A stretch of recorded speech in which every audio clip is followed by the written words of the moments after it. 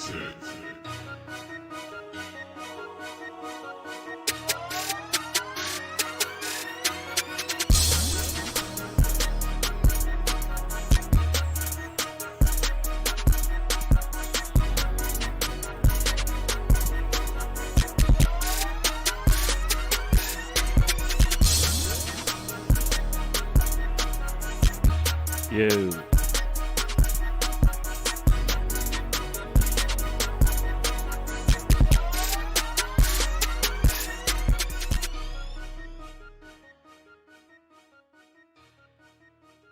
Yo.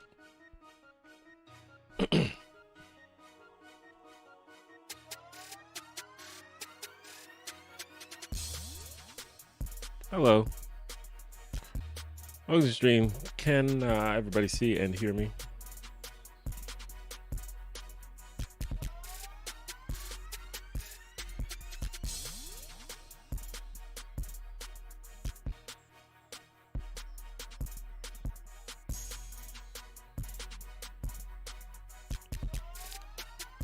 I actually haven't streamed in a little while.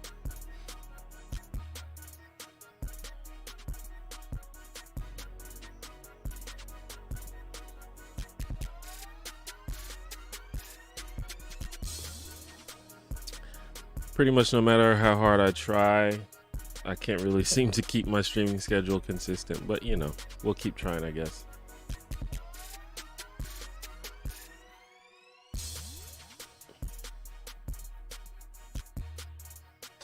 I mean, it's only been a couple weeks. It's been like two weeks or 3 weeks, something like that. But still, you know, as a person the goal is to stream twice every week, and I rarely accomplish that, but you know, you keep working on it and you eventually get there.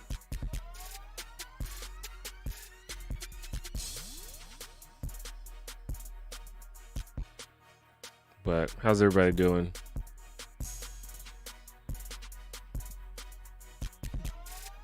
Where's everybody at? Where you chatting from?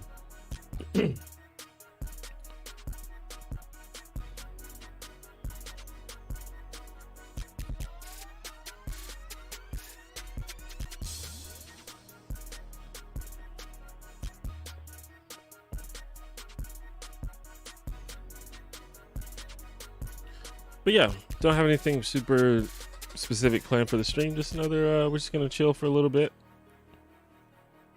and then try to get back on the streaming schedule.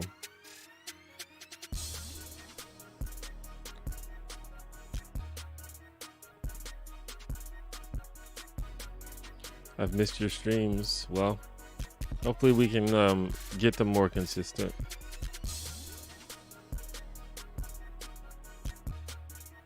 I think I would be more consistent if I had like a dedicated setup for streaming. At the moment, my workspace is used for everything. It's used for videos, for streaming, for other work, and just for leisure. So it's a little bit annoying to have to change the setup depending on what I'm doing every time. So I think if I had like a dedicated setup for streaming, I would definitely be more likely to do it. So maybe that'll happen because I'm about to move into a new apartment, and I'll have a lot more space. In about a month, I'm gonna be moving. So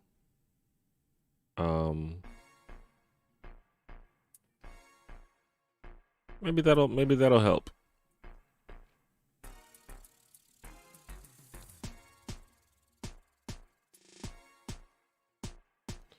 This is too early. Or what time is it? It's noon. It's 12:22 here. Is that too early? I feel like that's a pretty good time.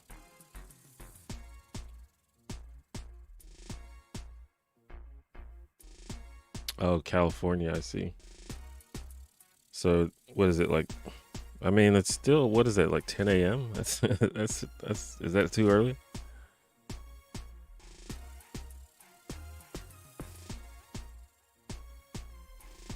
Idaho. I didn't know anybody lived in Idaho. Germany, Alabama at work. I feel you. I'm also in Alabama.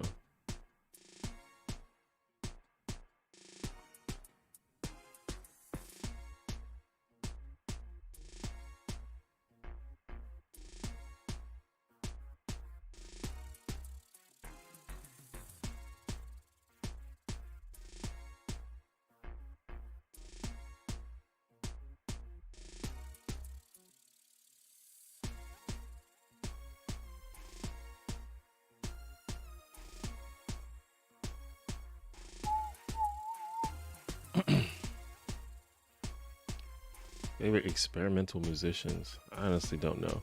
I don't keep up with music. And I feel like when I did keep up with music, I didn't listen to a lot of stuff that would be considered experimental.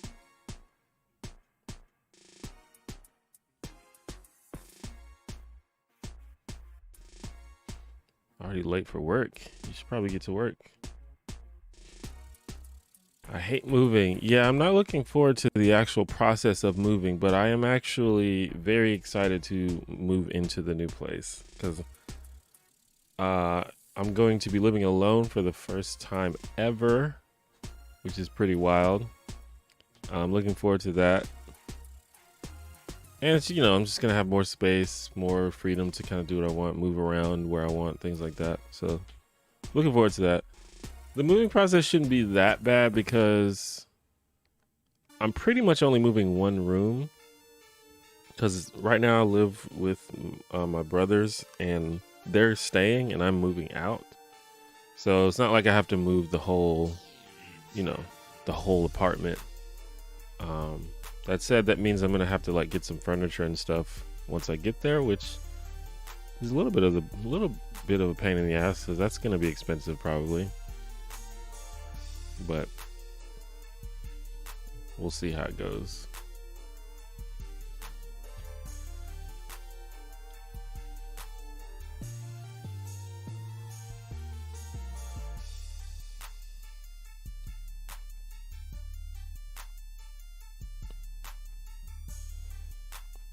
Minnesota, Italy. Awesome. It's always interesting to me like what countries people, like what countries I have followers in. It's always interesting and surprising to me. Like how did people in Italy find my videos? It's wild.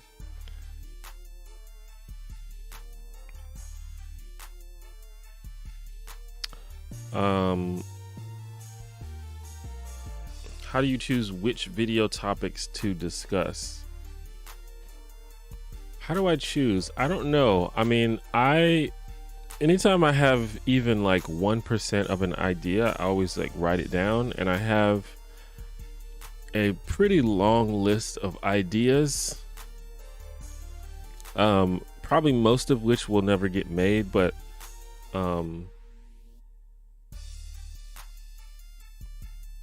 there's like no shortage of ideas. And then my channel is kind of always evolving.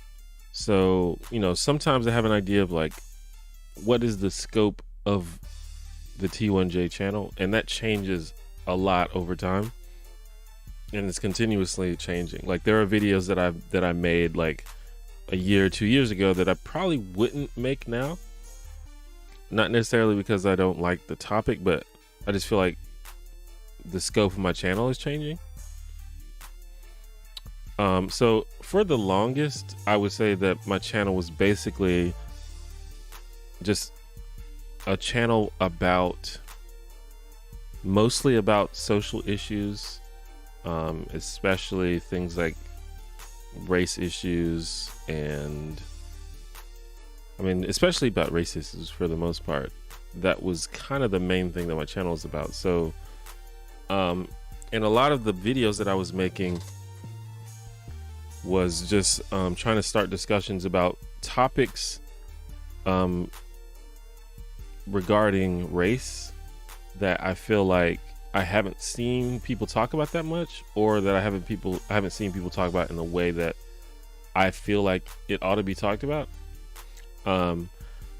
So that's, I mean, I feel like most of my videos were that for a good like year or two. And every now and then I would throw something else in there. So that kind of made it easy to pick topics, because there's like some pretty standard topics about race that can be talked about, but doesn't really get talked about that much. And that's where videos about like tokenism and cultural appropriation and, you know, absent black father myth, just a lot of like pretty standard topics related to race. But these days there's, and it could be that I just missed it, but there's a lot more black content creators that are talking about these things, and I don't really feel like the same duty to cover these things, because I think there's people out there that are doing like pretty much doing better than me at talking about a lot of these things. You know, there's like Khadija Mbawe, someone that I've recently been following that's like super good, like amazing. I think I said that right. Nappy Headed Jojoba, and just there's like a lot of people that either were not on my radar before or just kind of recently started gaining traction that are like talking about these things. So I don't feel the same duty. So my channel's kind of opening up, and I feel more free to just talk about other things that I'm interested in, like philosophy and pop culture, and not necessarily through the lens of race. But you know, those topics are still interesting to me, so I'll still talk about them, you know, but I don't feel like that's the only thing my channel has to be about.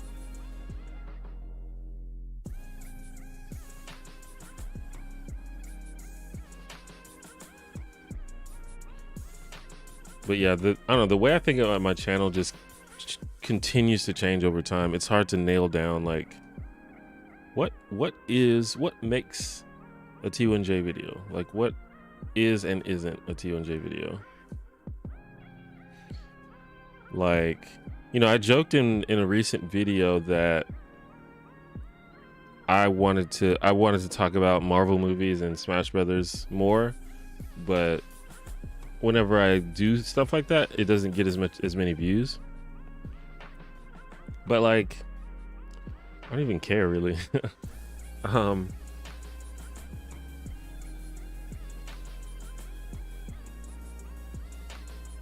So, you know, that I might open myself up to more things like that. But you know, as long as it makes an interesting video, that's kind of the main thing I really care about at this point, just making something that is like a cool video.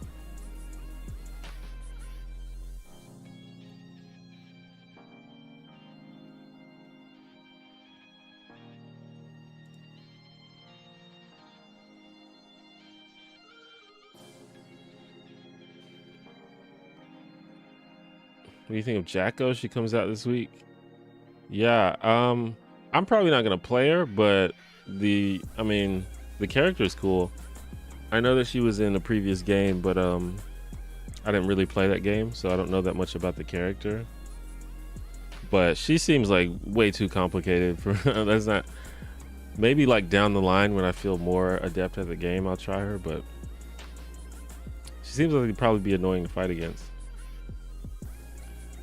I started following you in like 2013 with the You're Not a Nice Guy, and I really loved the way you exposed your arguments with clarity. I was impressed.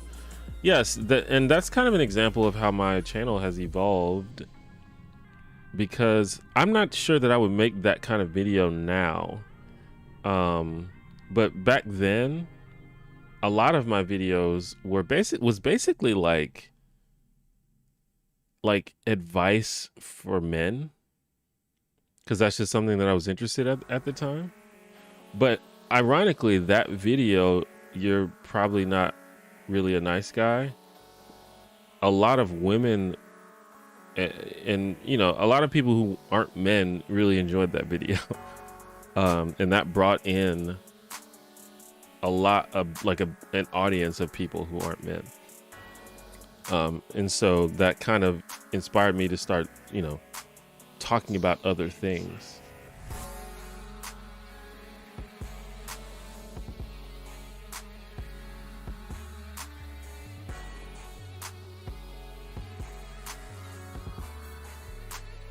I think he'd be a great bishop. I want to do the cosplay. I got to get 100 homies though. I got to stick to it. I got to stick to the deal.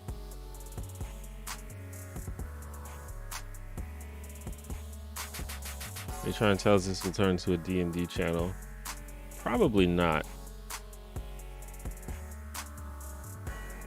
At some point though, I'd like to make some kind of D&D content, but that'll probably be on a different channel, or it could be on the stream.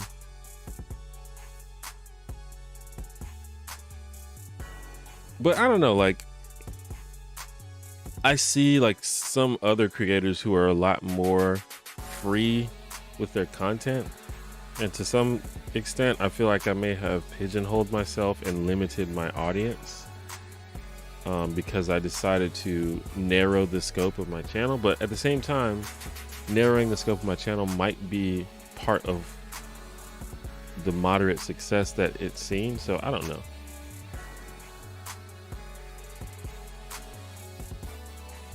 But you know, there's like other channels that, you know, they talk about politics one day, they do gaming the next day, and then, you know, they play their D&D campaign, you know, the third day. And it's like I can't get away with that.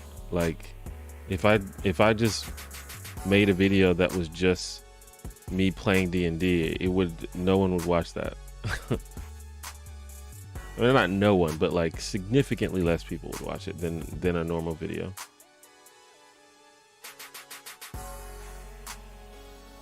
The follow me from Oddworld always makes it for me. It's always interesting to see who recognizes it. My wife left me for a black dude, and I told her that was very stereotypical of her. How is saying that racist, and how do you think I can win her back? Woo! That's heavy. There's no way that I can answer how you can win her back. I just will never have enough context. And maybe you can't win her back. I don't know. But yeah, that's a pretty problematic thing to say. You know, sometimes people like black people. Like it's not weird or stereotypical to like a black person.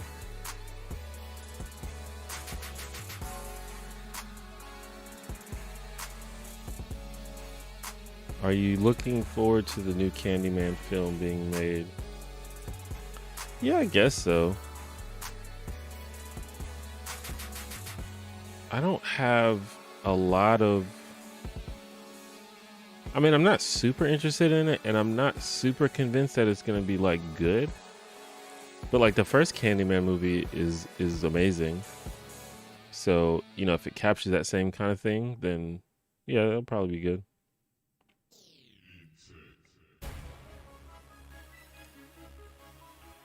Daughter was asked for a paper on her culture. Wife responded, "You're white, that's what they want to hear." My response, race is not culture. Race is definitely a big part of culture.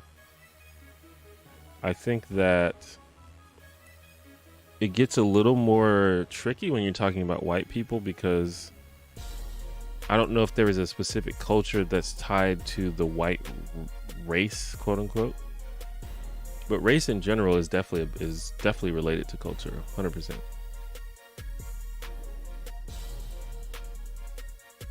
I'd be ecstatic if you branched out to doing some FGC videos, maybe with a political take. Not enough avenues into that world for normies. Yeah, I would have to see. There's like certain things that are like I feel like a little too niche for just a basic video on my channel. Like I'll talk about FGC all day, like during the stream, or maybe on a different channel, but like people would be lost if I did that, you know. And it's the same thing with D&D, you know. It's the same thing with like other things I'm interested in, like chess, maybe. Others, like some things like Marvel movies, for example, I think that's well known and universal enough that I could get away with it. But you know, some things I feel like are too niche. But if I could figure out a way to make it more accessible, then yeah, for sure.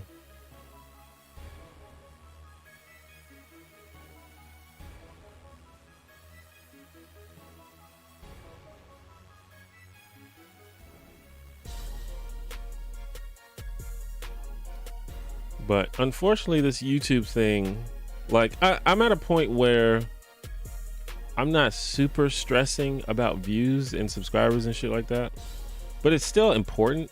Like it's still a big deal. Like if my channel was tanks, like if the views tank or something, that would be pretty bad. That would be not great for me. Like not just in terms of like my feelings, but just like practically and financially, like that would be not great. So I do have to think about that to some extent. Luckily I have other things like sponsorships and Patreon and stuff where that kind of acts as a buffer for videos that don't get a ton of views, but still, you know, it's something I have to think about.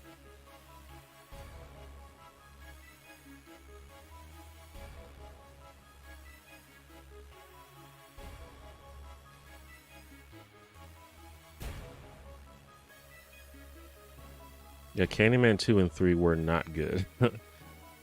Candyman 1's pretty good though. Candyman 1 isn't even perfect, but it's, you know, it's a thoroughly enjoyable movie and has like really interesting and cool themes. It has a lot of like the dumb, cheesy horror and like cheap jump scares and shit like that, but overall I like it. And obviously Tony Todd is a genius.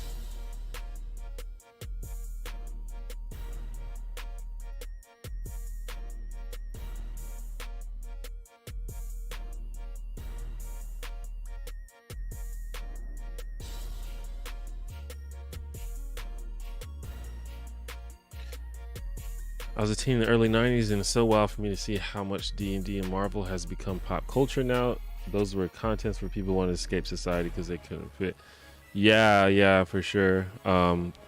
Definitely, like I didn't grow up with D&D, so I don't really have that sort of nostalgia.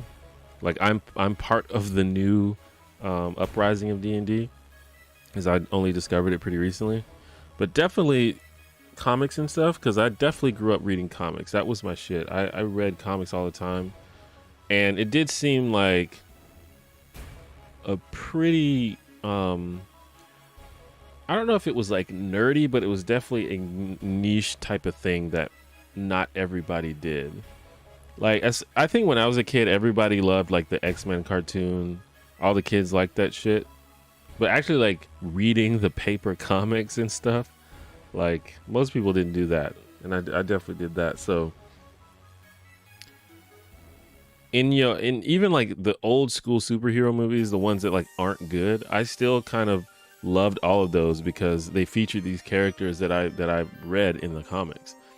So when they actually started getting good, I mean, I was blown away. Like I remember when I first saw the first Spider-Man movie with Tobey Maguire, which is, you know, it's decent, it's a good movie. But I was like blown away when I first saw it. I was like, man, that's Spider-Man. That's like live action Spider-Man. And they did it well. I was like so excited. You know, but that couldn't even prepare me for what they were about to do in the MCU, you know?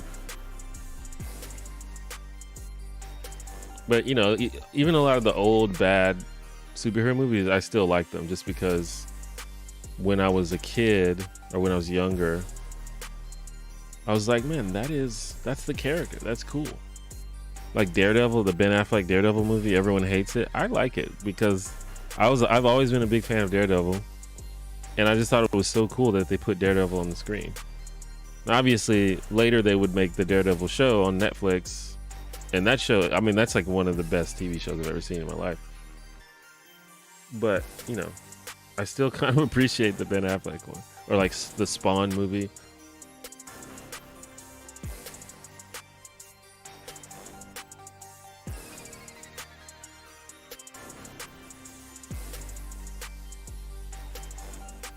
Have I watched Bo Burnham's Inside? I watched like some of it. I don't know. I've been like hesitant to talk about it because everyone talks about it like it's like some kind of genius work of art, and I guess it is, but it just was not my thing at all. I just didn't feel like the target audience for it, I guess. Like, I think like Bo Burnham is funny. Like I really like Bo Burnham, and I think that he's really talented, but I don't think he's like an amazing musician, or at least not to the extent that I want to sit and watch him sing a bunch of songs for 2 hours.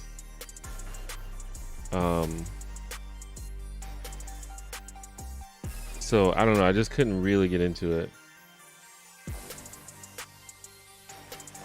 Like in his normal stand-up specials, he throws a few songs into those, which is fine, but like when it's just all songs, I don't know, I couldn't deal with that. And I'm sure they're fine, like, and the ones that I heard, some of them were pretty funny, but it's like I don't want to sit and listen to this dude sing for 2 hours. But I don't know, I feel like that's an unpopular opinion though, because everyone seemed to love it.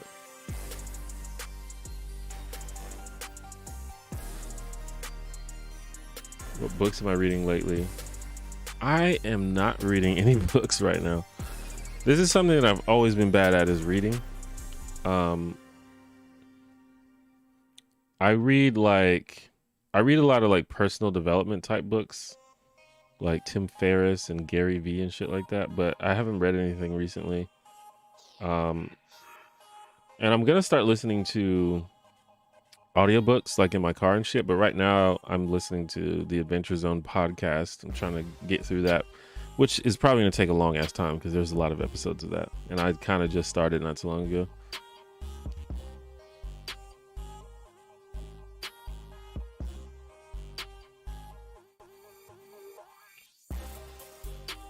Content creating as a job and hobby is tough.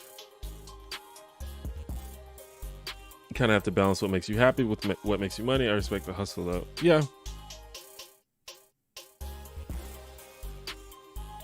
I mean that's the beauty of things like Patreon and other kinds of things like that. Is like if you get enough people that just kind of back you for you and just back like whatever you do, then you can kind of do whatever you want, because people trust you to make stuff that brings value to them.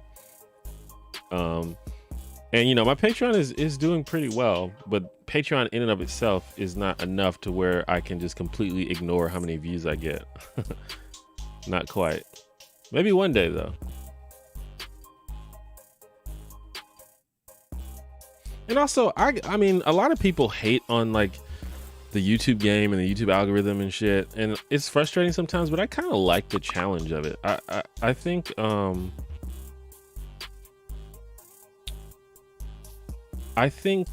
sorry, I just got distracted. Someone just sent me a message. Anyway, I like the challenge of the YouTube algorithm. I like the challenge of like crafting the perfect title, or like, messing around with different formats. I don't know, I think it's kind of cool. Would you ever do podcasts? We would love to get you on one of ours, talking about Black Careers Business Podcasts. Would I ever do like appear on a podcast, or would I ever make my own podcast? I have appeared on people's podcasts before.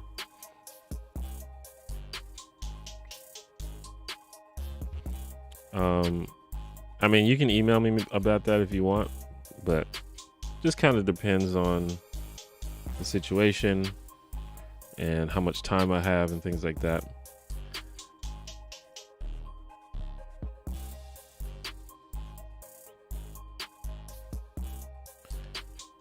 Favorite pizza topping? I like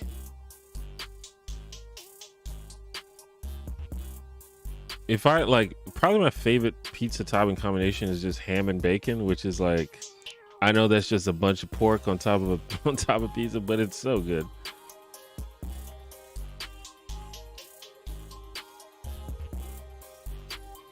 I like mushrooms on pizza a lot as well.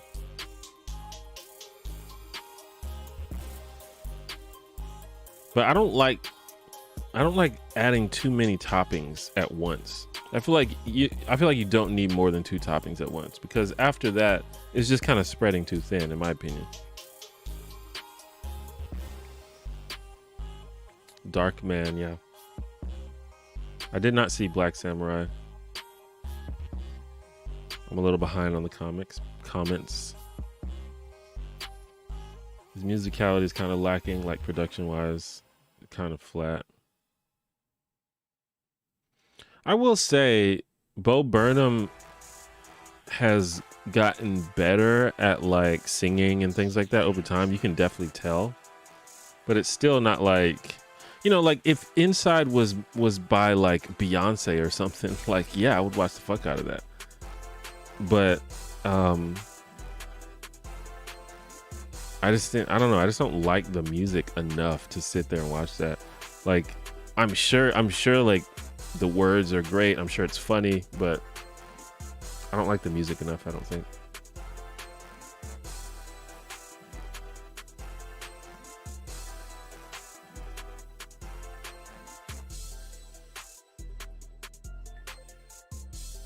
I actually haven't seen Afro Samurai either.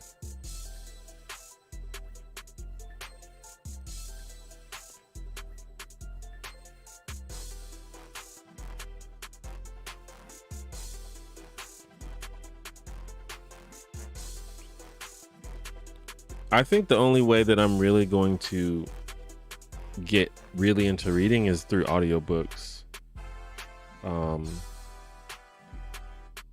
But I don't really have that many opportunities to listen to audiobooks, except when I'm in my car, and I don't even get in my car that much. So the only other time that I actually read is like on the toilet. And right now I have like I was saying before, like a bunch of personal development books, like Private Mentors by Tim Ferriss, The Thank You Economy by Gary Vaynerchuk, which Private Mentors is actually really good. Thank You Economy is all right. It's whatever.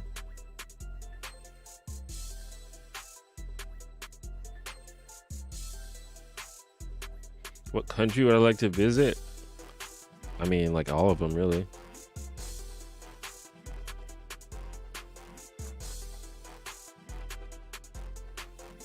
I really want to visit the Scandinavian countries.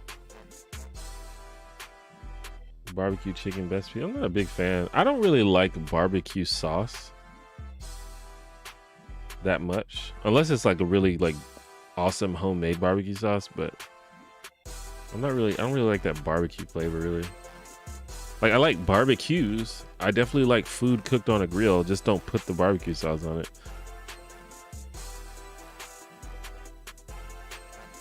Banana peppers and mushrooms. I back that. Audible sucks, does it? What are your hobbies outside of being a YouTuber? My hobbies? D&D, chess, fighting games.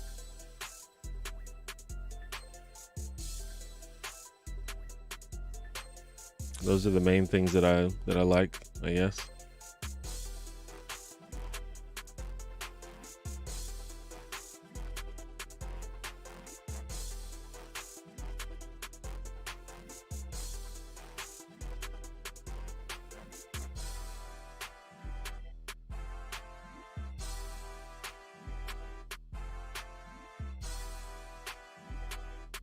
Afro Samurai is very worth seeing. Yeah, I think I remember people saying that they liked it.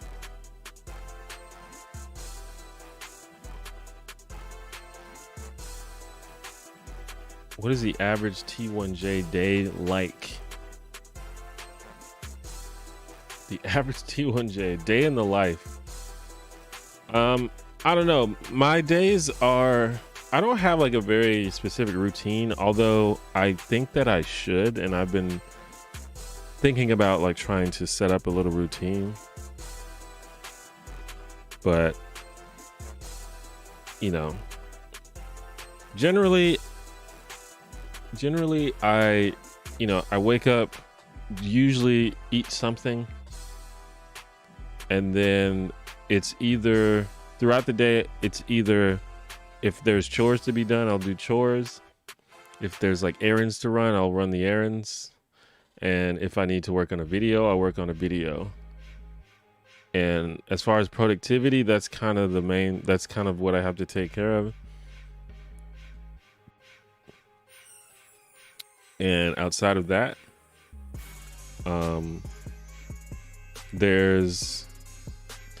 like when you're a content creator, you're kind of like always working because, social media is a part of the job, even if you're kind of like messing around on there. Doing things like checking emails throughout the day is like part of the job. Checking the groups and Discords and Slacks and shit that you're in. And that's all kind of very passive, but it's part of the job. So that happens pretty much throughout every day. But then outside of that, I feel like it's just leisure, like playing video games and watching YouTube.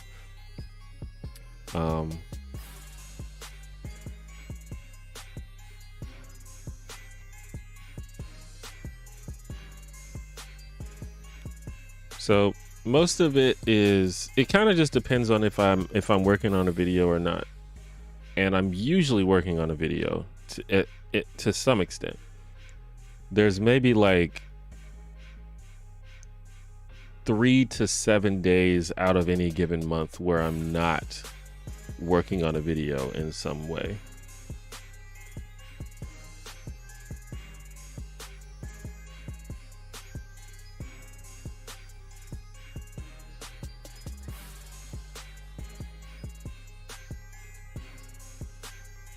Did you start chess when you were young or pick it up later in life?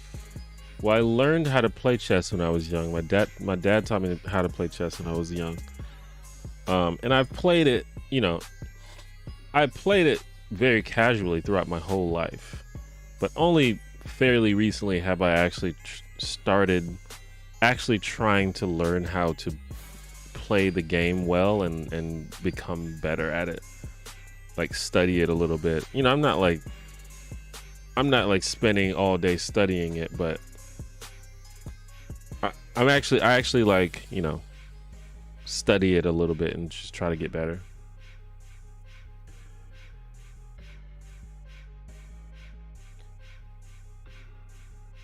Which fighting games are you into especially? Well, right now I'm playing a shit ton of Guilty Gear Strive. I find it very fun. Historically, my main game has been whatever the most recent Smash Brothers game is, although I haven't played Smash in a while. But Smash is kind of the game that I feel most associated with because that is a game that I went pretty hard on back in the day. I used to travel to tournaments and shit like that. And I was actually pretty good at Smash Brothers Brawl. Like I was a fairly competitive player in Smash Brothers Brawl. And a lot of that skill, transfers over into the newer games. But I also really love Street Fighter V. I played that a lot. I love Tekken 7. I haven't played that recently, but I put a lot of work into Tekken 7 for a while. I think Tekken 7 might be like my favorite fighting game. At least my favorite one of the past like 10 years. So those are the ones that I really enjoyed recently.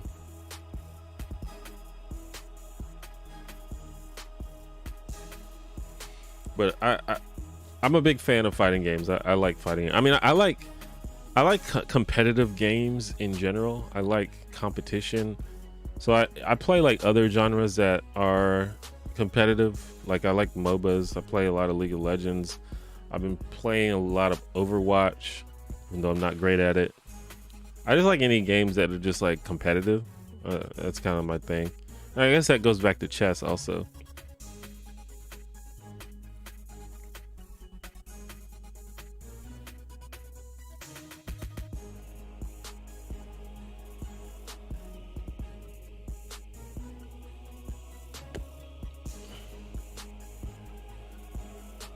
Did I ever get into Mortal Kombat? I played a lot of Mortal Kombat 9. I did not play a lot of 10 or 11. I've been thinking about getting Mortal Kombat 11. I don't own it. But the thing is, I'm just spamming Guilty Gear Strive right now. So I don't know if I will play another game at the same time. Oh, I also played a lot of Dragon Ball FighterZ.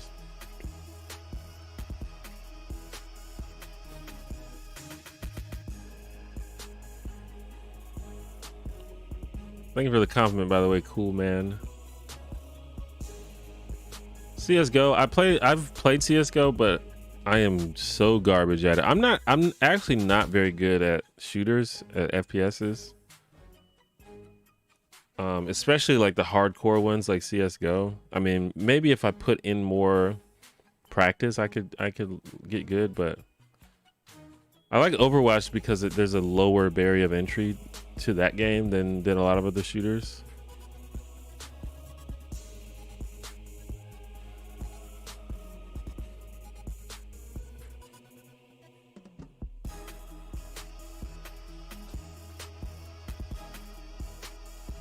I never got into Pokemon, although I am interested in competitive Pokemon.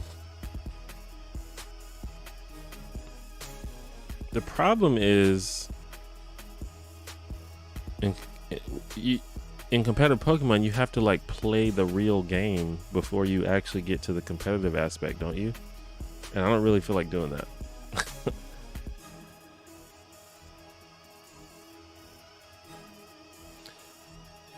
I remember thinking I was pretty good at Smash, and then I was like, wait, what's a short hop? And then I realized I'm the worst at Smash. Well, Smash Brothers is one of those games that I think everyone thinks that they're good at.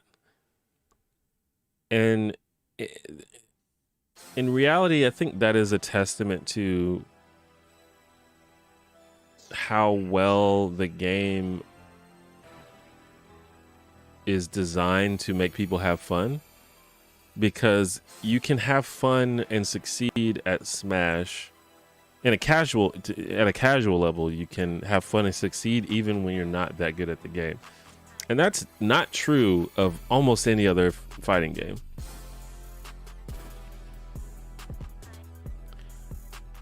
But yeah, there is a level where you realize, like, holy shit, I'm actually not good. All you have to do is go to one tournament. Just go to like a local Smash tournament. There's going to be at least one kid there that's just destroying everyone. And so the thing about that is when you face that kid that destroys you, that's how you learn if you have a competitive spirit, because some people, when that happens, they're like, oh fuck, man. I did not like that. I'm not coming to any more tournaments. I'm going to go back home and continue beating up my friends. But then there's other people like me who, when they happen, is like, I want to learn how to beat this person. I'm going to fucking study and practice and learn what I need to do to be as good as this person. And that's what I call the competitive spirit.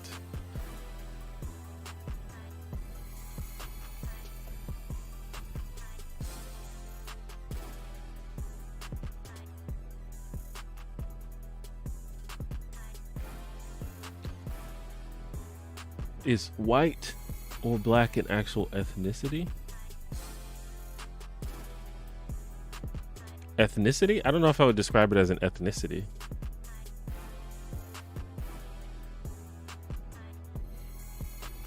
Yeah, pretty much. Yeah, see, I'm not gonna play. I don't want to play. Listen, I like RPGs, but these days I don't know if I have the attention span to play through a full RPG, and also Pokemon is like barely an RPG. It like barely fits the fucking definition of an RPG. Like it has like no story, or it has like a very bare bones skeleton of a story. And it's like, it seems to be like heavily revolved around battles, which like, I guess the battle system in Pokemon is cool, but do you just really want to sit there and spam battles all the time? I mean, I guess people do. Pokemon games are super popular, but the actual games just do not appeal to me at all.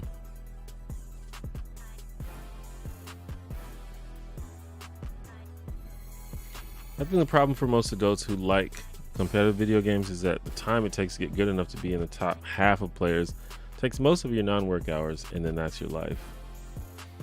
Yeah, I mean, it kind of depends on the game, for one. And it depends on like how much effort you put into learning. My theory, and I could be wrong, my theory is that most things, most skills, most games, most everything, you can become in the top half. Like, you become above average at most games pretty quickly. You just have to know, you have to learn how to do that. A lot of times it's not intuitive. But I believe that the fundamental, like, so that is based on the idea that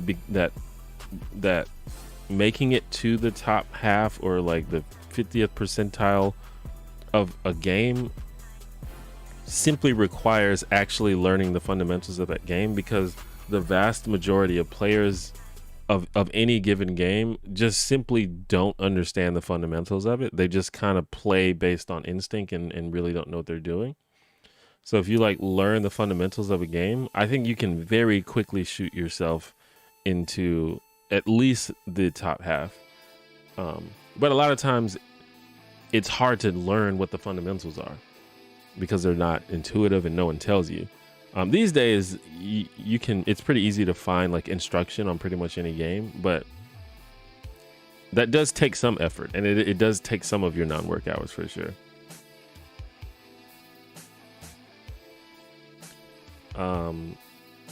A good example is fighting games. A lot of people don't like fighting games because they're hard, and I agree that they're hard, but one of the reasons that they're hard is because they don't teach you how to play them correctly. These days, you know, they're getting a little bit better with their tutorials and like training modes and shit, but in general, fighting games are awful at teaching you how to play. You know, if you compare this to like single player games, a single player game generally has like a whole level that teaches you the rules of the game, how to play, what the buttons do, all of your special abilities, you know, things like that. Fighting games generally don't do that. And this is because it's hard, because they're not, you know, you're playing against another person. So, so there's like, you know, it's hard to get good at something if you don't even know where to start.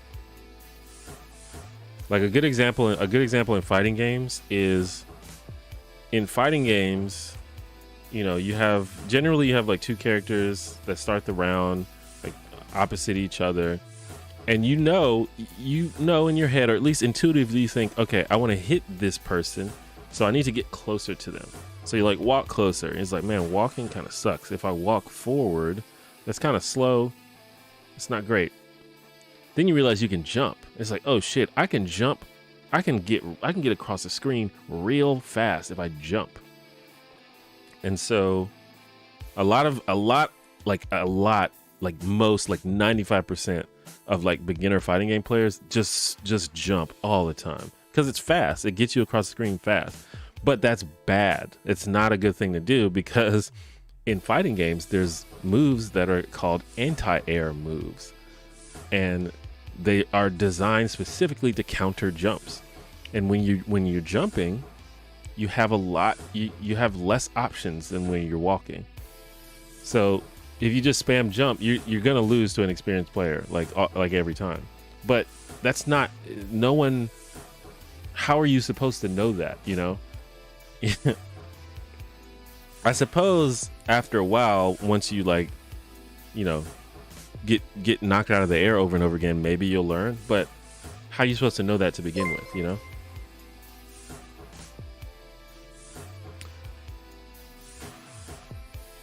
Brandon Hurtado, thank you for the 5 super sticker. What do you think about Metroidvanias?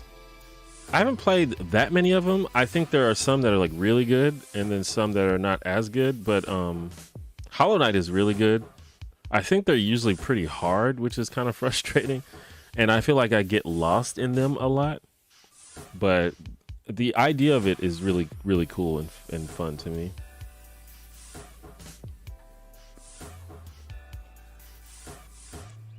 What up, Firesport? Have I watched any new movies lately? New movies. The last movie I watched was The Suicide Squad, and it's pretty good. I like it.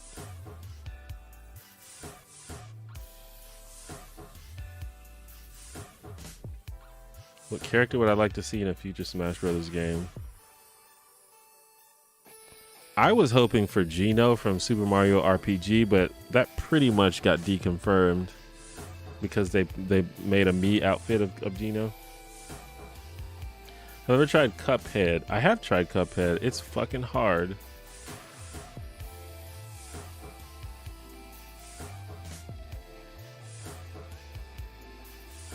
Footsie's Pokin' Zone, pick a top tier.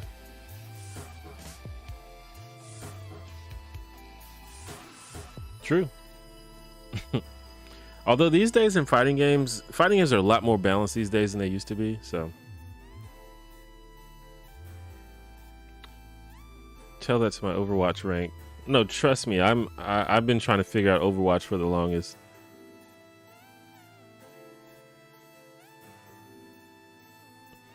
Fundamentals are most of keys to success. When I was wrestling, our provincial champ won almost every match with the 3 most basic moves. Yeah, and that makes a lot of sense to me.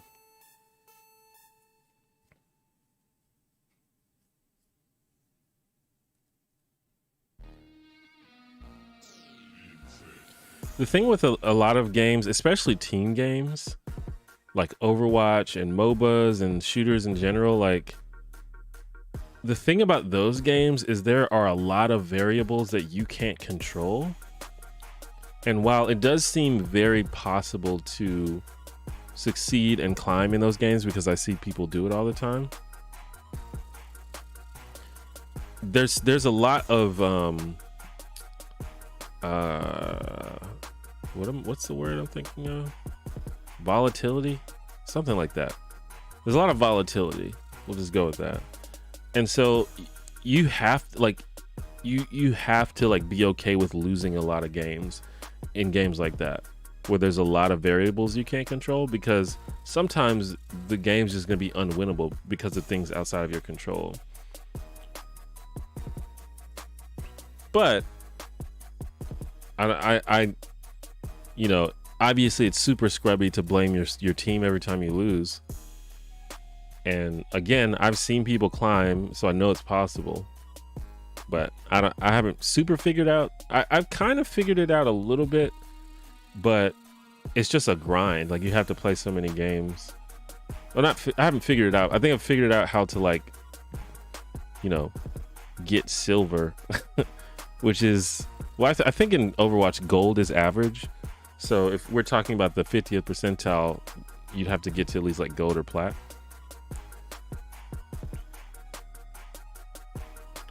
To reinforce what T1J said, when the distribution of players' skills about the average is not symmetric, it's possible for more than half the players to be worse than average. Yeah. And I think in most things, more than half the players are worse than average. In like most games. Like, there's this idea of, well, it's kind of a philosophical question. So, like, if you are as good as, like, if you're better than half the players in any given game or sport, but you don't understand the fundamentals of the game, is it fair to say that you're good? Like, you are better than most people, but you don't really understand the game, you know? Like, it's kind of a philosophical question about what it means to be good at something.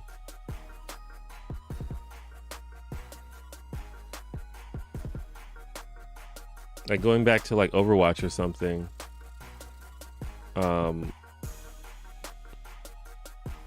There's, you know, if you talk to a high level player, like a grandmaster player, they talk about anyone like diamond and below as if they're just trash at the game.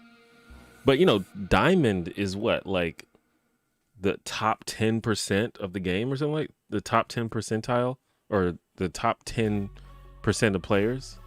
That's like an exclusive club.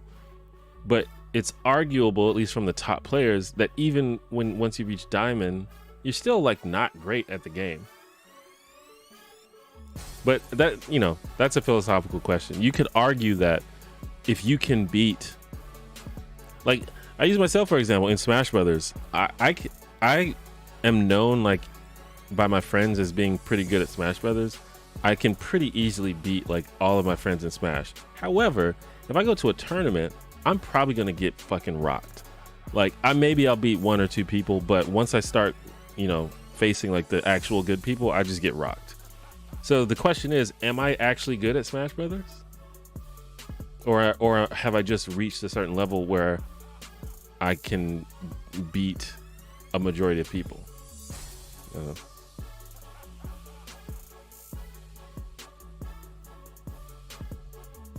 What are your thoughts on why people believe the white replacement conspiracy theory? Why? It's an interesting question. Why? A lot of it is just because, you know, charismatic demagogues have convinced people of that case because it benefits them if people believe that.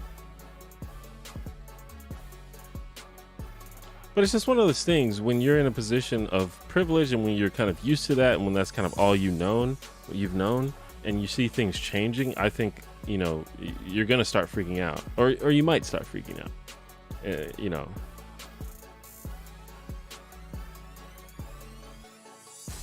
Hello from Hargeisa. Is that a thing? I've never heard of that.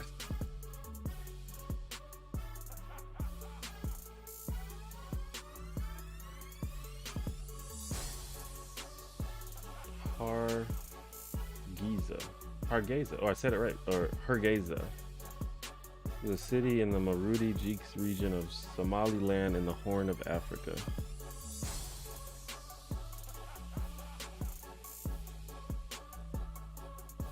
Interesting. Dope. But am I better than Donkey? No.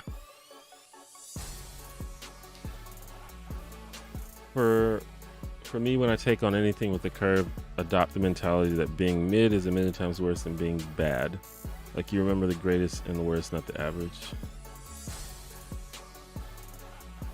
What's up, Jason Rush?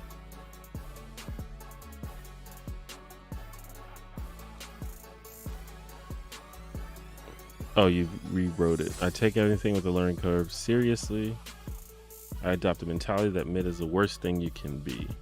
You remember the worst and the greatest, mids get forgotten. I mean, maybe.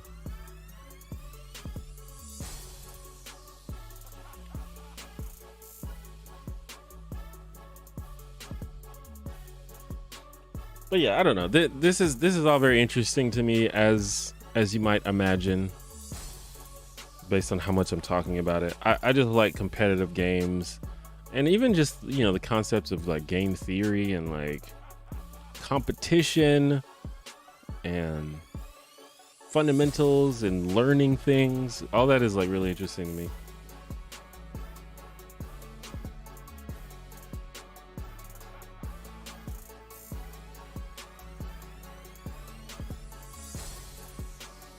I mean, they believe it because they see some evidence in front of them, demographics changing, but to jump to the conclusion that it's some kind of conspiracy contrived by some group for malicious intent instead of a natural tendency for the affluent to have less children is just looking for a made-up boogeyman. Well, yeah, I mean, I don't really understand. Like, it's hard for me to respond to it because I don't get it. It makes no sense. Like, who is in, like, what group is conspiring to do this, and what method are they using to achieve it? Like, are they like brainwashing people into having children or intermingling. Like, I don't get it.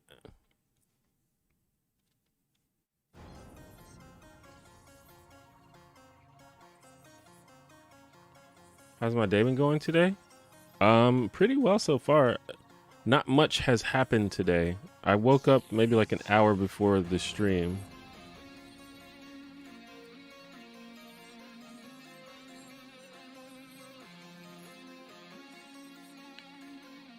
I always look at whether I'm good at something in tiers, like I'm a good Smash player in a casual setting, but I'm only okay in a pro setting.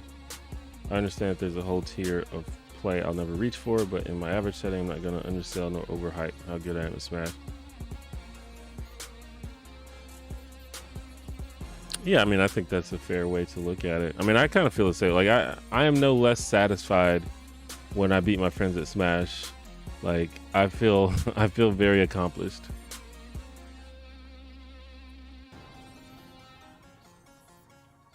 And like being good can be being good at something can also apply in specific instances. Like, you might have one day where you're playing on a level that you never played before, you know, and you can say, hey man, I did good. I don't always do that good, but I did good that time. And I feel like that's, you know, I think it's okay to take those wins, take those W's. Like I've had a couple of Smash Brothers tournament matches where I held my own against like really good players. And, you know, if we played 10 games, they'd probably win 9 of them, but I'll take that one. I'll take the one.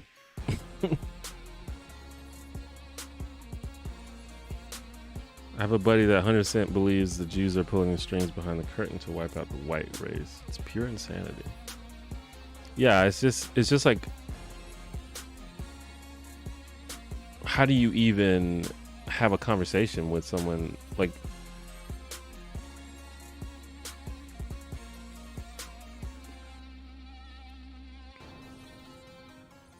what is meant by the Jews? Like the entire population, or is there like some secret organization of elites? Like, I don't even know what is meant. Mini Moon Sama is a homie. Thank you for supporting the channel.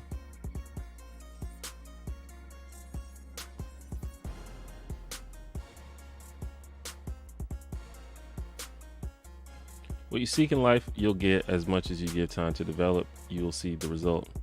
I mean, that's true. You generally get out of things how much time you put into it.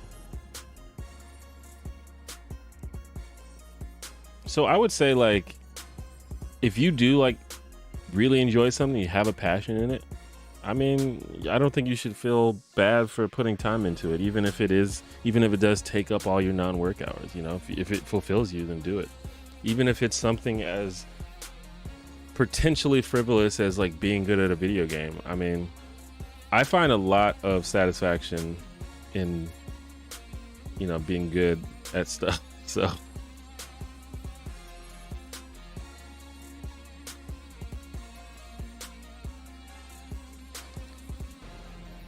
time you enjoy wasted was not wasted time. I agree.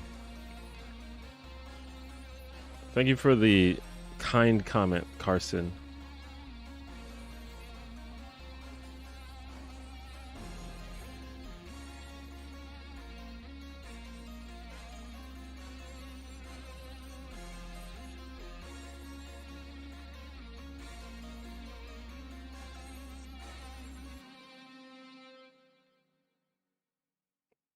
Would I ever do a video on the Black experience of mental health care? I mean, possibly. It's an idea. I always, you know, if I can think of an angle that I think would make an interesting video, then it's definitely a possibility. Tell that to my 900 hours in Rocket League. I think it's also using that time effectively, not just putting in the time. I mean, that's true to a certain extent. it depends on what you want, you know? Like, do you want to get good, get better? Do you want to like reach the top rank? Do you want to go pro, you know? Or do you just want to have some fun with the game? You know, you want to like be competitive, but you just want to have some fun and you're not super worried about it. But if you do, like, if you're focused on improving, then you do have to focus and try to spend your time wisely. Like, in most cases, just playing, just doing the thing is not enough. It'll get you to a certain level. But like I said, you can't learn the fundamentals of something if you don't know what the fundamentals are. Like, you have to do some kind of effort and research and all that stuff.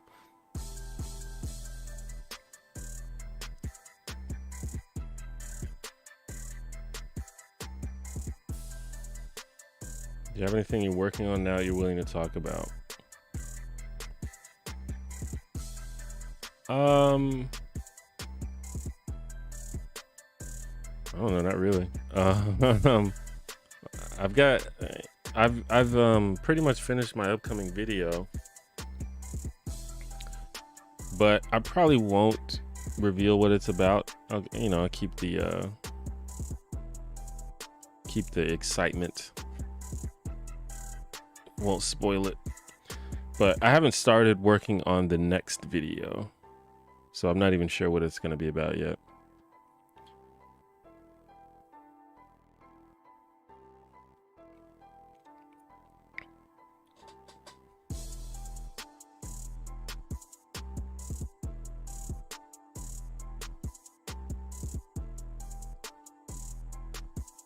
Last year I read this book called Protest Psychosis, How Schizophrenia Became a Black Disease. Interesting.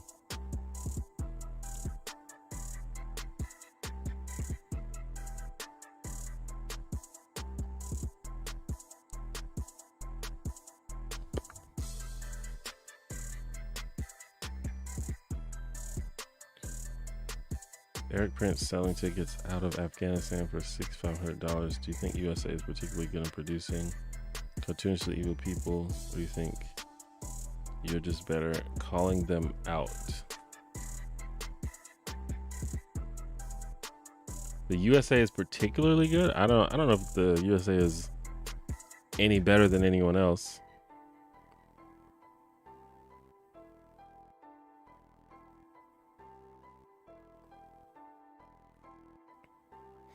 But I don't really know the whole context of everything.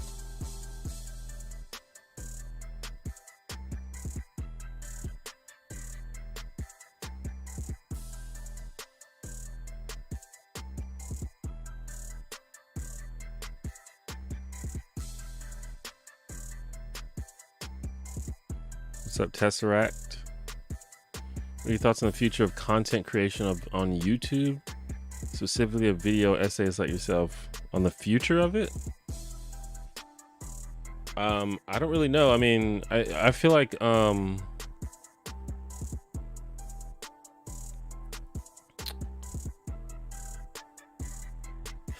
mean, I feel like video essays are booming right now, you know? That's kind of like, honestly, like, video essays are among some of the most watched content right now on YouTube.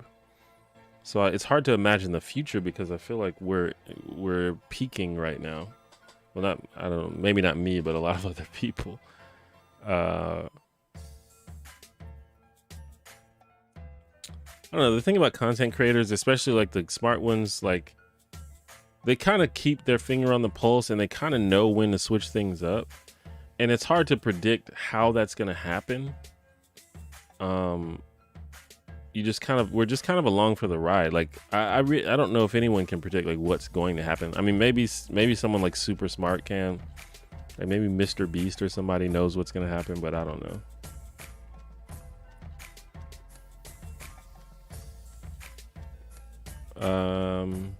Question for your transracial video. In it, you say that race and gender are different, but never explain exactly what differences you mean in regards to your statement. I'm not sure if you gave a definition of race and gender to establish your arguments in your video.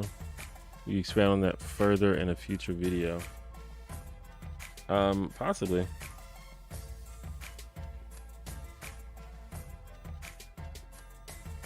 The main difference between race and gender is that race is externally derived and gender is internally derived. Pretty straightforward difference.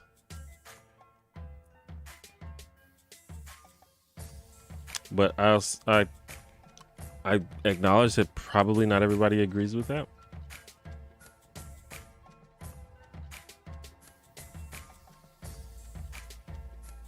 Agreed. Time does contribute a large portion. You learn a lot from losing, analyzing what's wrong, what went wrong, how you can improve.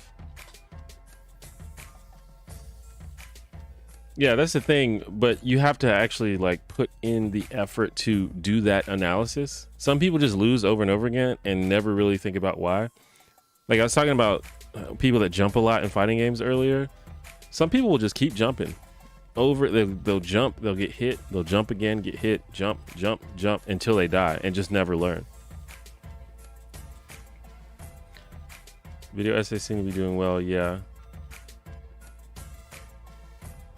Yeah, I mean, video essayists are killing it right now.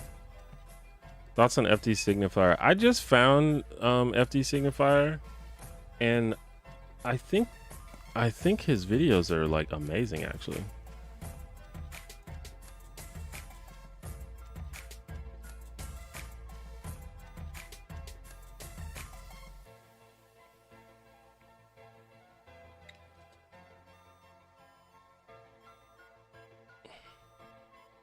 Would you recommend investing in a back scratcher?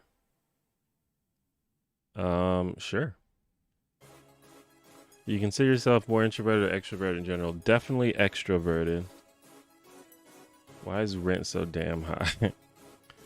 I think I've heard that it's like a renter's market right now. I don't really know much about that though. What's a way to deconstruct the conservative argument that welfare did more harm to black communities than good? Well, the problem, like, I mean, I don't know exactly what you want to deconstruct. I mean, that is a pretty straightforward claim, and it's a claim that would require evidence. And I feel like the evidence does not support that claim. But I'm not exactly sure what you mean by deconstruct. Like, do you mean like, do you want to argue against it, or are you trying to like analyze the statement? Jay Saw, thank you for the 278.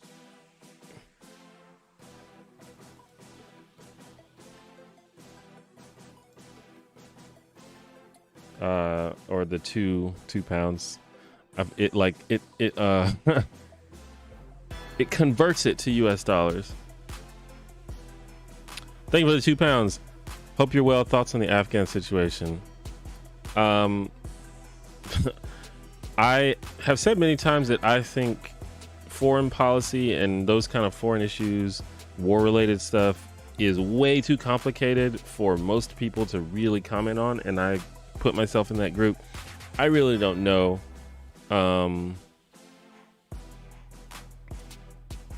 The Afghanistan situation is pretty wild, and a lot of these situations, I truly don't know what should have been done to prevent the outcome that happened. Like, I just don't know. I'm just not smart enough to know.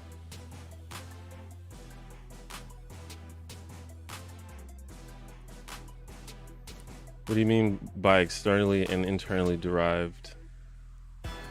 I think your race is based on how you're perceived by others, and I think that your gender is based on how you identify yourself.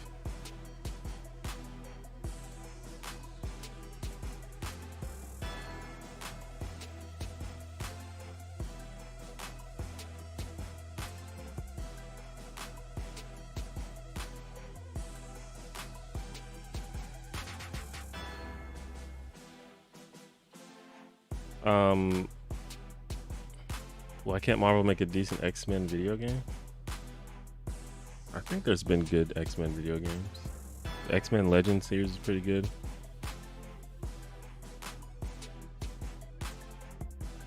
The old X-Men games were dope, like Super Nintendo.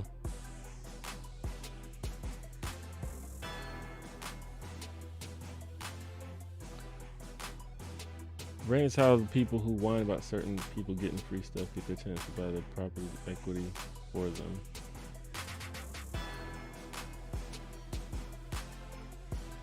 Maybe so. Huh. I'm not an expert on that kind of stuff. Marvel or DC? Definitely Marvel.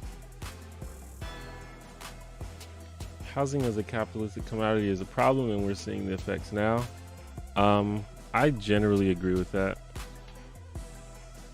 I don't think that just general like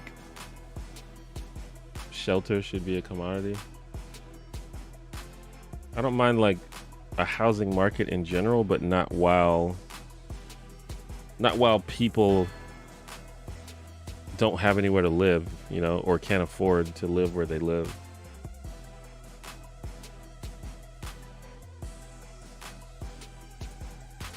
Did I get vaxxed? Yes, I did. Why do so many conservatives think that racism disappeared after the civil rights movement? I suspect that they don't actually believe that.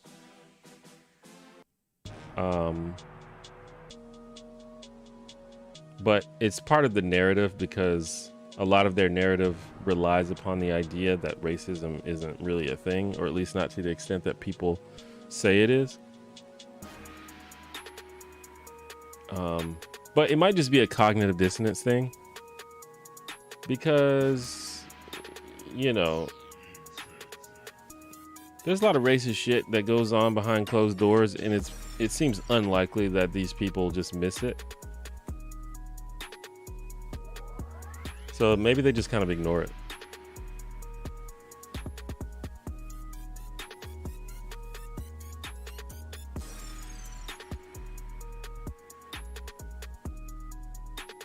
Oh yeah, the X-Men arcade game, that shit was dope.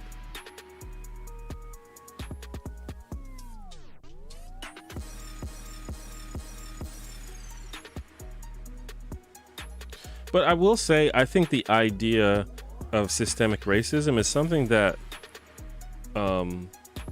the conversations about it were not mainstream until somewhat recently, I would say. So a lot of people just truly just don't understand how racism works. Like, they just don't understand because it's never been explained to them. And this is kind of like why people are freaking out right now about like critical race theory or whatever, because it is starting to be taught to people, and people just can't deal with that because it kind of, you know, America. See, the problem with America is we've created this narrative of America being this awesome, fucking the best country in the world, and like, you know, almost to the point of being like infallible to an extent. Like we the Americans kind of have this idea, is like we had you know, we had a rough past, like many countries, but we fixed it all and now we're good. But the thing is, we've been saying that the whole time, even during that past. And the problem is when you define something as infallible or define something as perfect, anytime there's an issue, you cannot acknowledge it as a problem because it doesn't fit the definition that you've created. And that's a big problem with America, especially like American conservatives, because they just refuse to even entertain the possibility that there might still be systemic issues in this country.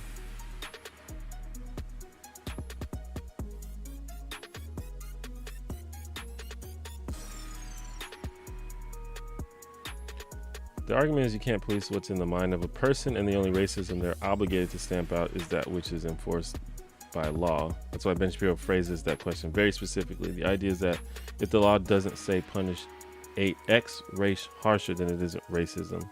Which clearly, yeah, I mean, I think Ben Shapiro is smart enough to know that he's bullshitting.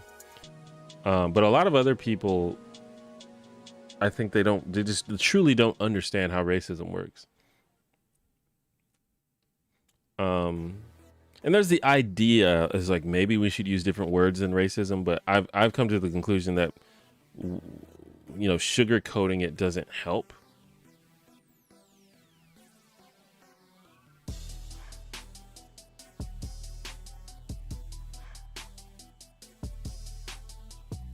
I think gender also depends on how you're perceived by others. Being male, I was told how to behave in order to fit into gender norms. Now I choose not to restrict myself to the expectations of others. Well, being told how to behave is different than being perceived a certain way. I mean, I think we assume gender all the time based on our perceptions of people. But our society has come to understand that people's gender is not based on what people think of you.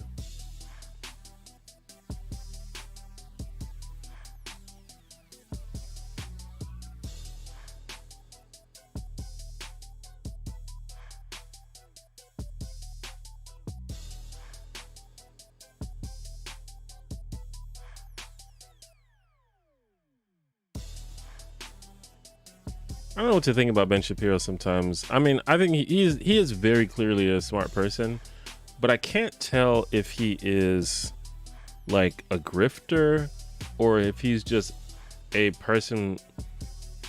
Like, I can't tell if he believes what he says. Like sometimes I like think that he actually believes what he says, but the problem is that requires that's kind of at odds with him being like a logical person, because it requires a large amount of sort of like cognitive dissonance and like selective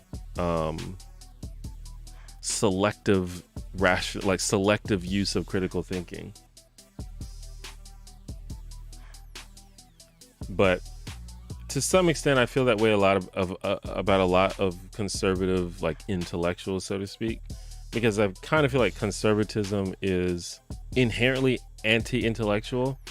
So it's hard for me to imagine how people reconcile that.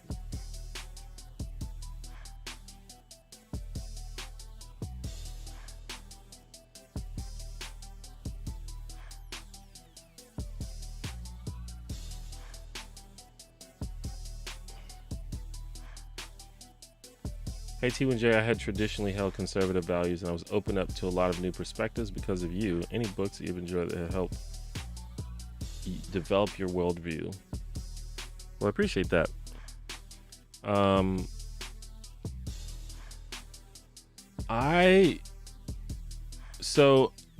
haven't read a lot of books on the subject, at least not recently, anything I can think of.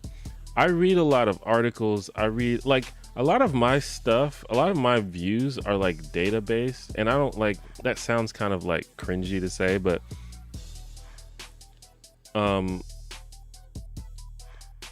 lot of my views are just like data-based, really. So I read a lot of like articles, and I read a lot of like studies, and I try to figure out like what's going on in the world.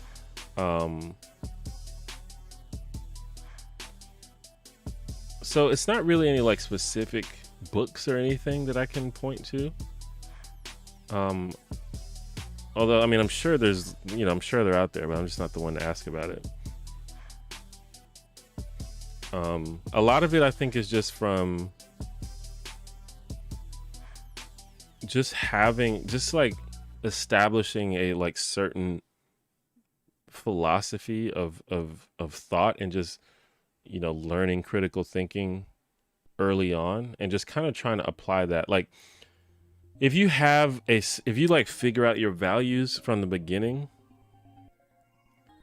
and you just are mindful about applying those values to everything, it becomes a lot easier to figure out how you feel about stuff. And then you can compare how you feel about stuff to the available data out there. And just when you're just kind of a curious enough person, you can just figure all that stuff out.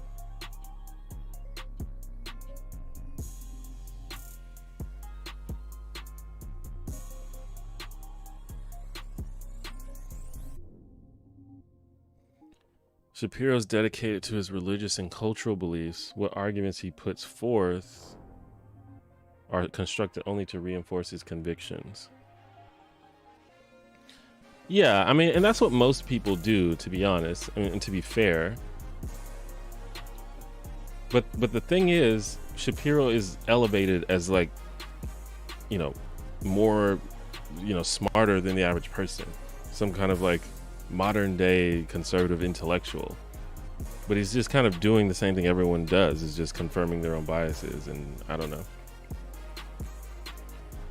He's super smart. He's just logicked himself into a corner where he doesn't have to address that issue because it's inherently out of scope.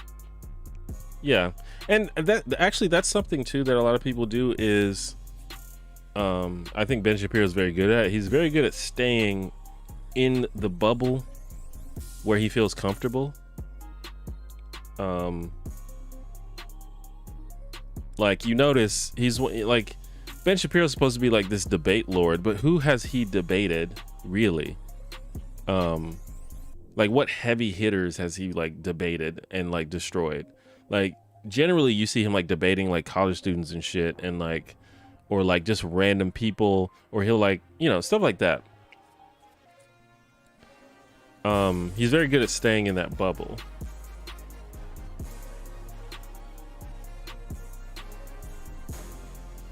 Because and you know, there's been times where, you know, like, what was that, he was like on BBC or some shit, and some dude just like embarrassed him because he just wasn't prepared for the situation.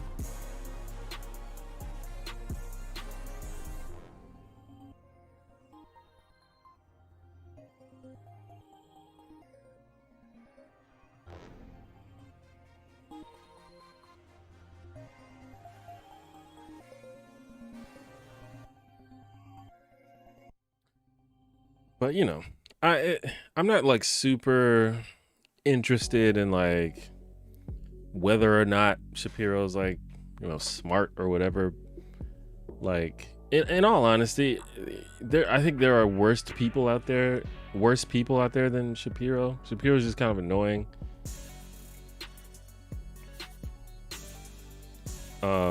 If you have any like doubts about Shapiro, I would say watch some more news video about Ben Shapiro.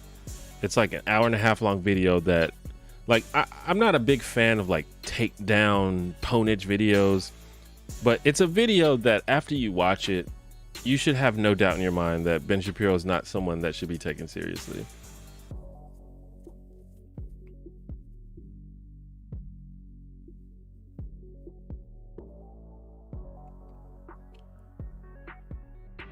I think there's a tendency among conservatives to say, I can't entirely fix this problem, so by trying to fix it, I'm only going to make it worse, so let's do nothing. True. But the thing is, a lot of times they don't even acknowledge the problem to begin with. Yeah, the British, yeah, and the British dude was a conservative himself, wasn't it? Public debate is just dumb to begin with. Being able to win a debate doesn't mean you're right. I mean, that's absolutely true. However, and I've said this many times, debate works at changing public debate is effective at changing the minds of the people who watch the debate or who listen to the debate. And because of that, I think that people need to be good at it. And it seems like in general, people on the right are much better at it than people on the left, which I think is a problem.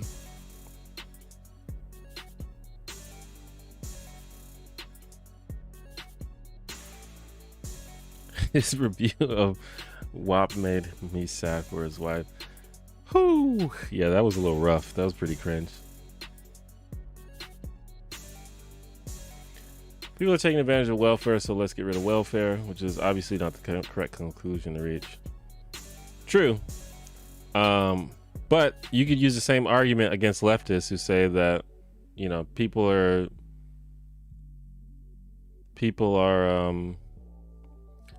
you know, like capitalism has resulted in all these things, so let's get rid of capitalism rather than let's fix capitalism.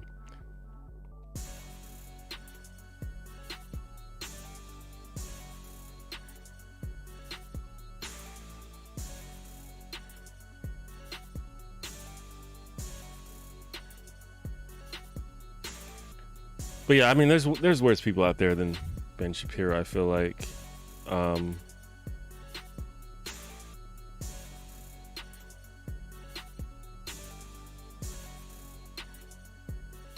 And honestly, I feel like Ben Shapiro has kind of like toned down a little bit. Maybe, I mean, I don't really follow him that closely,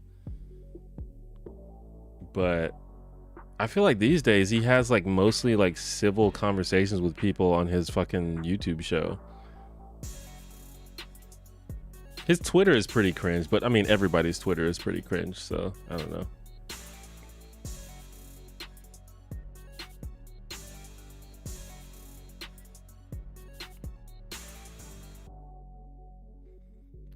Debate is kind of dumb on its own if the discussion doesn't turn out to be productive, but in a public setting, at least with the right rhetorical strategies, can make a huge difference. Yeah, I mean, it does. And we've seen it before. You know, there's people like, you know, in this space, like in the internet YouTube space, the common example is that people go to is Destiny. And like, whether you love or hate Destiny is like single-handedly responsible for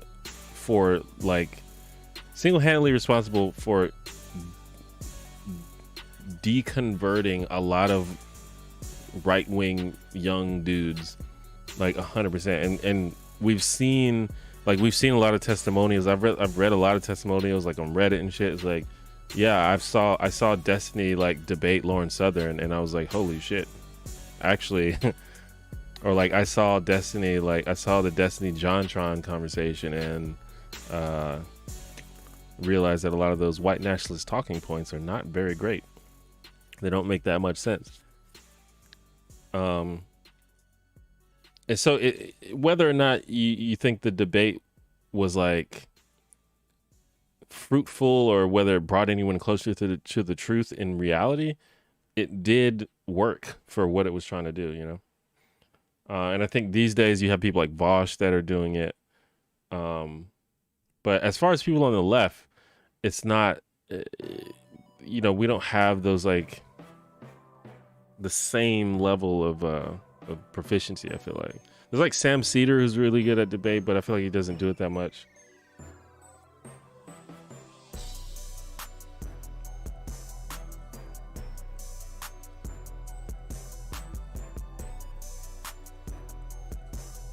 Why do people struggle with nuance so much? It's always all or nothing in politics.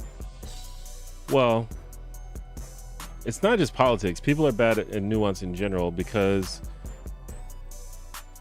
people don't. It is very unsatisfying for there to not be a very straightforward answer to everything.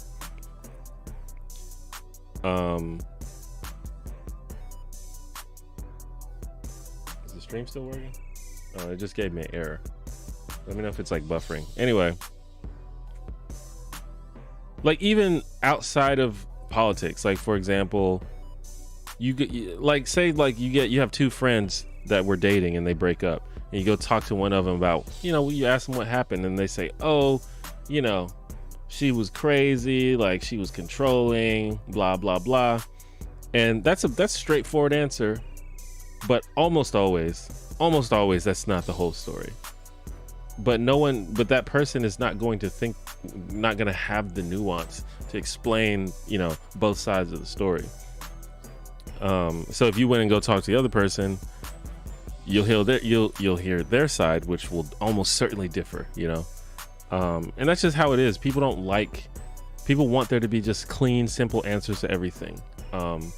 Especially if it involves them having to admit that they're at fault, or they did something wrong, or they didn't know something. People are not very willing to do that. But as far as politics goes, people like narratives. People like clean narratives. People like a clean A to B to C. And unfortunately, just the world generally doesn't work that way.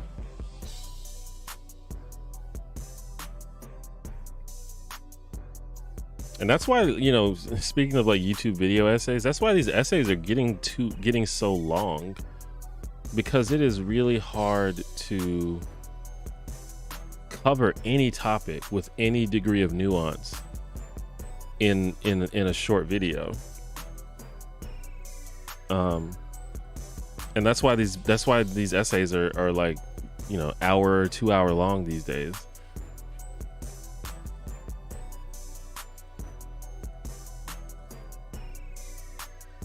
Like that's, you know, that's why, you know, someone earlier asked a question about Afghanistan. That's why I don't talk about those issues that much, because they are too complicated, too nuanced. You know,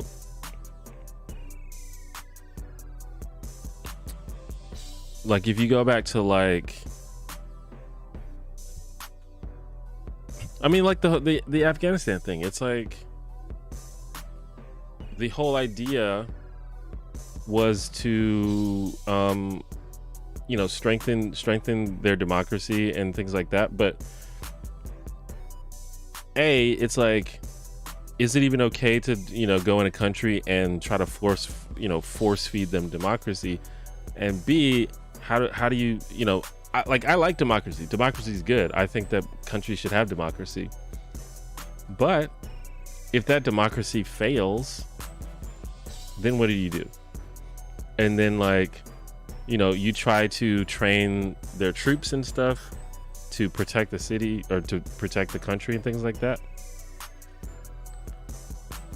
But if those troops don't have high morale because your democracy is not working the way it's intended to, they may not be able to protect the city. And, you know, again, I'm not an expert on that, and that's why I'm kind of speaking very vaguely, but it's just so complicated. But, you know, some people would love to say, you know, hey, maybe we shouldn't have been in the first place, or, you know, try to give these like very straightforward answers. But things are more complicated than that. What's your opinion on social democracy? Well, I think many people would look at my beliefs and describe me as a social democrat.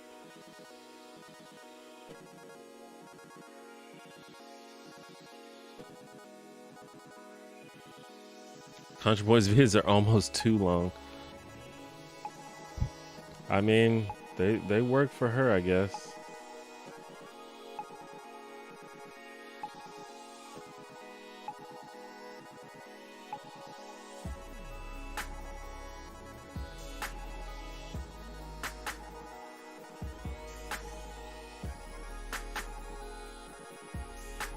Although it does seem like Natalie might be like working too hard. I think she's stressing herself out.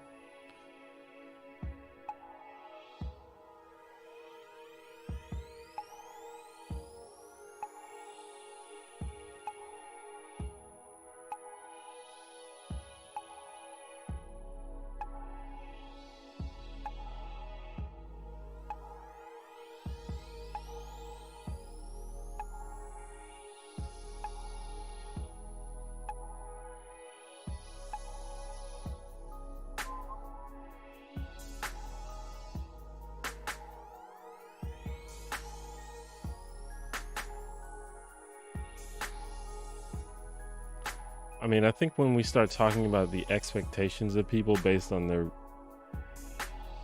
race and or gender, I feel like that's a little bit of a different conversation, because that's just generally not a good way to be. I don't think there's anything inherent to race or gender that implies that someone should behave a certain way.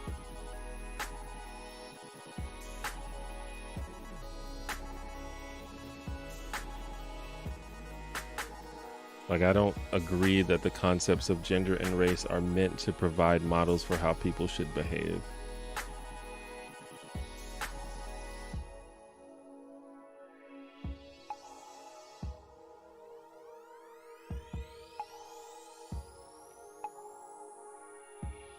Media in general is built about making broad, seemingly unfalsifiable narratives, and this has made tracking down the actual info extremely difficult.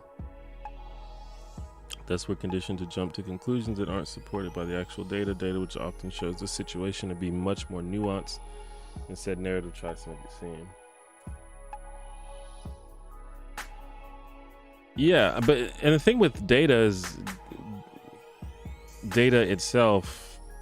Well, I mean, it kind of goes, I guess it's echoing what you say. Like, we would like to think that data does provide solid answers, but often data, all data does is tell us, hey, this is complicated.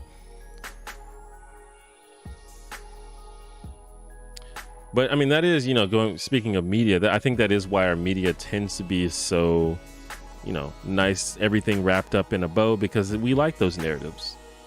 And I appreciate media that sometimes leaves things complicated, even after it's over with. Because that's a little closer to how real life is.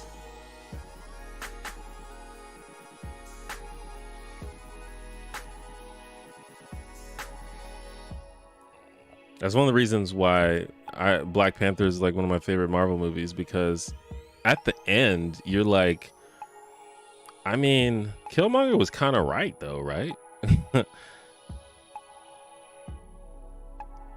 It's like, probably he had to be defeated, but he was also kind of right.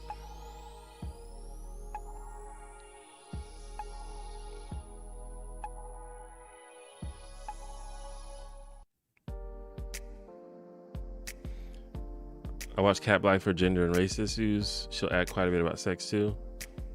Yes, Cat Black is amazing. Everyone should watch Cat Black.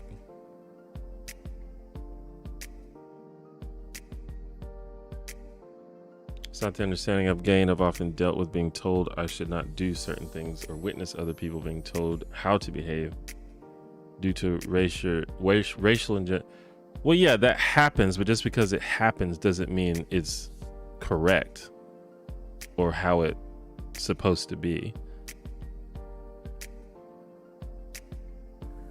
In fact, it is generally pretty problematic when that happens. And I think a large part of racial and gender activism is fighting against those expectations.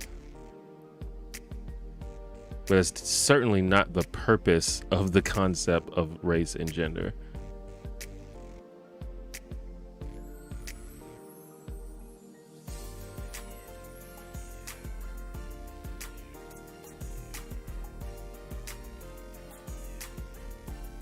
Yeah, the spelling is with the Q on Cat Black. So as I know, unless she's changed it.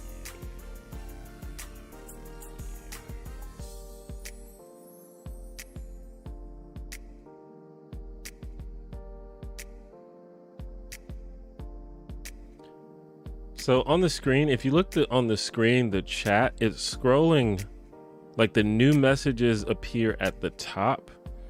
Do you think they should appear at the bottom? Is it weird that they appear at the top? I can't tell which one I like more.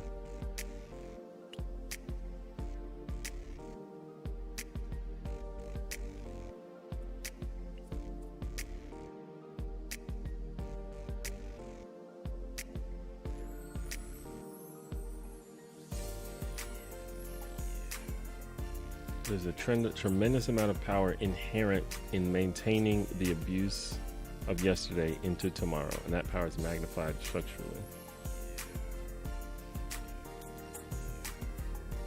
Sure.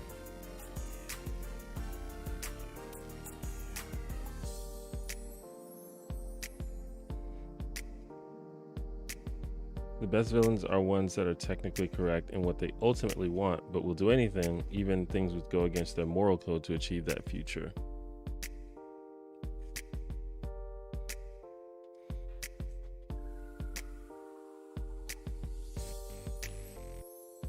Yeah, I mean, those types of characters are definitely interesting.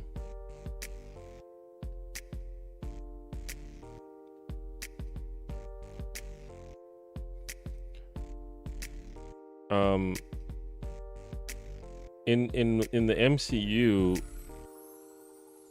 I mean, I think Killmonger's like definitely probably the best villain. But there's some other cool villains, including villains that like are very clearly not correct. Like Loki, for example. Like this dude just wanted power 100%. That's all he wanted. But they still managed to make him an interesting character and give him a really interesting redemption arc. And I thought that was really cool.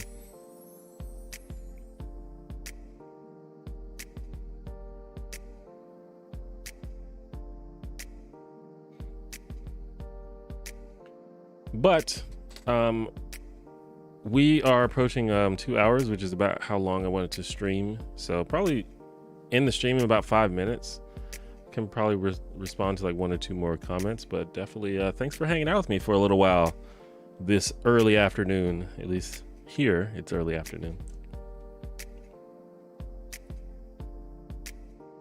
You like it this way with the things on the top?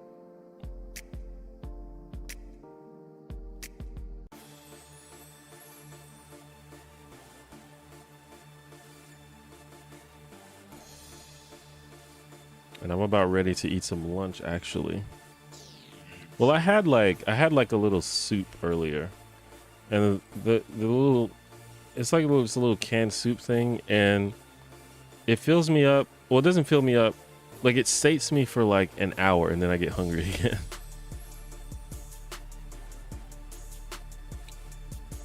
Have I seen the Loki series? And if so, I think I did see the Loki series, and I fucking loved it. I think it is pretty much as good as any of the best MCU movies. I loved it.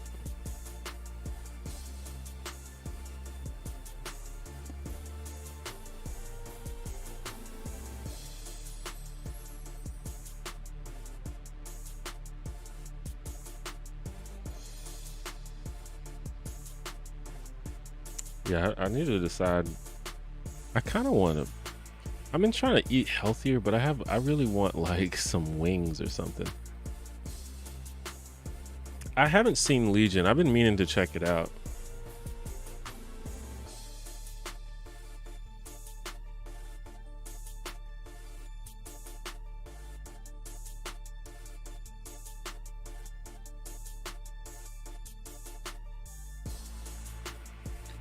Can you explain what you think the use of the concepts of race and gender are, if not to explain and also define other people's behaviors and personalities?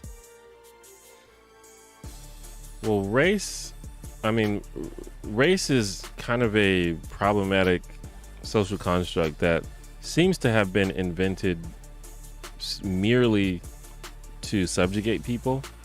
And really the only reason that we continue to acknowledge it as a thing is because it has an effect on so many people's lives. But race really has no beneficial purpose.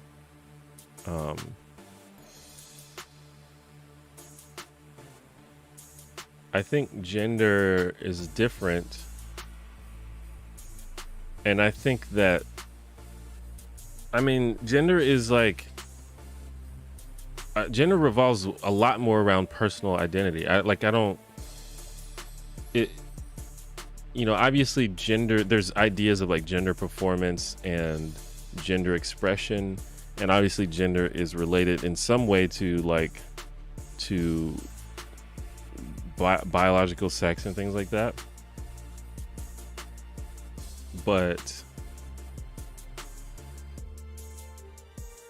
it seems, my understanding of gender activism and different people's experience of gender is that gender identity is a very personal thing and is internally defined. And there's no, what we're trying to do is get away from these rigid definitions of what gender is. I think that seems to be where society is heading right now.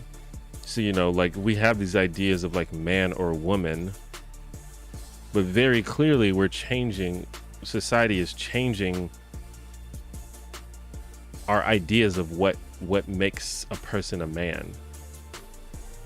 In the 50s or something, we associated manliness with certain things and femininity with certain things, and clearly we're changing that. And it is clearly becoming the case that when we try to rigidly like separate these things and define these things so rigidly, I think we're moving towards deciding that that's not okay to do. So, you know, I mean, there's endless examples of this. Like in the movies or in the video games, there's always like the woman who's like weak and frail that needs to be saved by the man. And in the 50s, that was a fine dichotomy. The woman was passive and not as strong, and the man was courageous and brave. And that was those were the gendered roles that were accepted.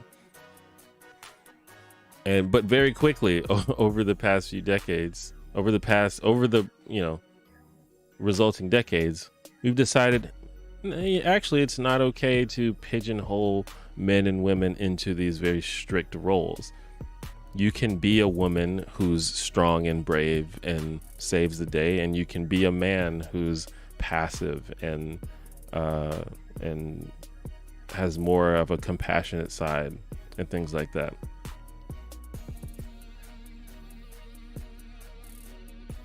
And everything in between. So when it comes to gender, I think it's, I think we've settled on you. Essentially, you get to decide how you express your gender, and you get to decide how you feel about what your identity is. I don't think there's any like any like cosmic rule about how gender works. And I think that's okay, because both race and gender, I would say, are social constructs. They're not, they're not these like rigidly defined things. Do you think race was purposely invented or just born out of ignorance and putting a label on something that seems true superficially? I have to like do more. I have to like look back, but I think it was purposefully invented, if I'm not mistaken. I think the idea of otherizing other people was something that was a very like conscious thing by, I don't know if it was like early European like colonizers and stuff. It may have been before that, but I know that the Europeans, like, they made great use of that, and I do think a lot of it was intentional. Like it was very important to Europeans to identify anything, to identify like what their concept of whiteness as better than everything else, and that was definitely conscious.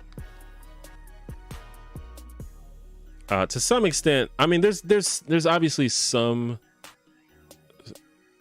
subconscious parts of it, like people are just naturally afraid of things they don't understand, things that are different. So if you see people that like look different than you, have different culture than you, it's not inconceivable for people to just naturally have like a apprehension and hatred towards that.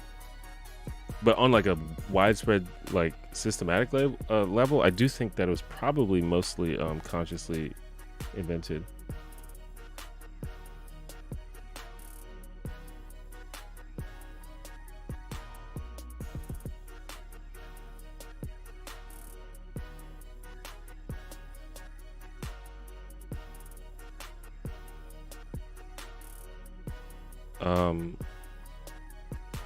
But I guess we'll go ahead and end the stream. Anyone, you can feel free to email me if you want to have like want to send a longer message. hello@theonejanitor.com.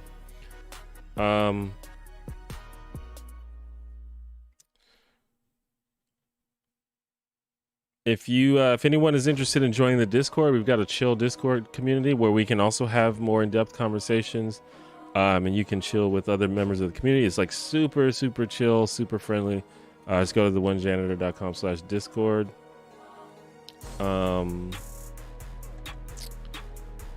But But other than that, my video, what's today, Thursday? My next video should come out tomorrow, so look out for that. I got a new video coming out. But yeah, other than that, you can follow me on my social media. Thanks for everyone that donated, and thanks for everyone that just showed up. I will try to stream more often. I say that every time, but we'll see. In fact, I might try to stream tomorrow. And then we'll go from there, I guess. But yeah, I guess that's it. So thanks for watching the stream, and I will see you next time. Bye bye.